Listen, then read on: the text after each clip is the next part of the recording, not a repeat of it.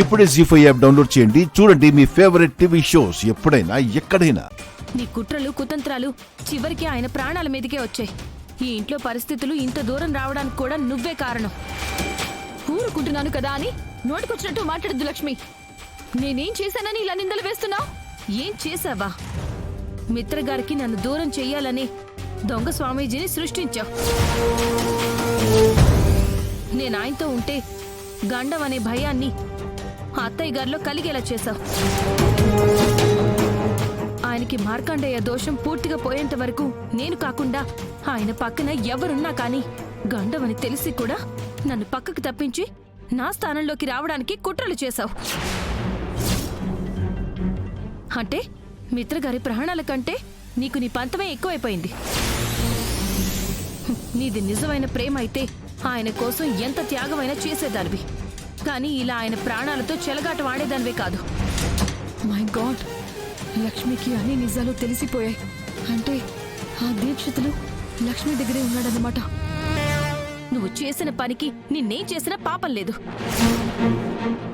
దీక్షితులు గారి ఆరోగ్య పరిస్థితి బాగుండుంటే ఈ పాటికి ఇక్కడికి తీసుకొచ్చి అందరి ముందు నీ బండారం బయట పెట్టేదాన్ని. నిజం ఎక్కువ రోజులు దాగదు మనీషా. ఏ రోజుకైనా దీక్షితులు గారు స్పృహలోకి వస్తారు. నీ నిజ స్వరూపం బయట పెట్టే రోజు అతి త్వరలోనే వస్తుంది.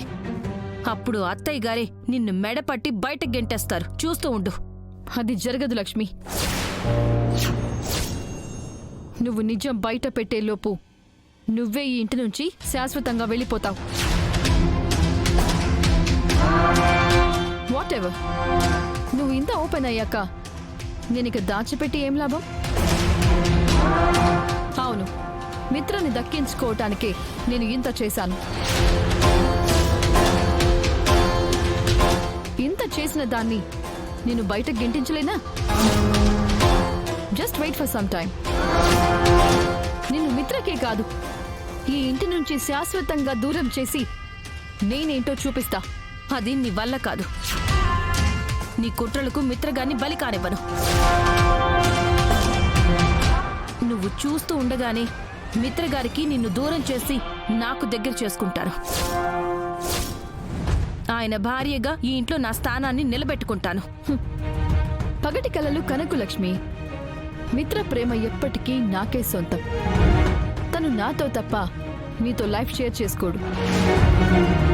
ఇంకా ఆంటీ అంటావా?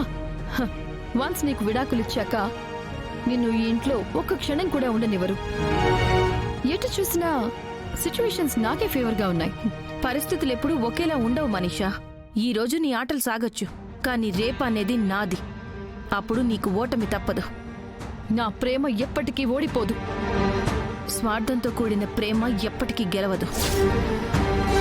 మాది విధి కలిపిన బంధం. ఆ విధే మమ్మల్ని కలుపుతుంది. ఆహా, లెట్స్ సీ. గెలిచేది నా ప్రేమ లేక విధ? చూసుకుందాం. మనీషా,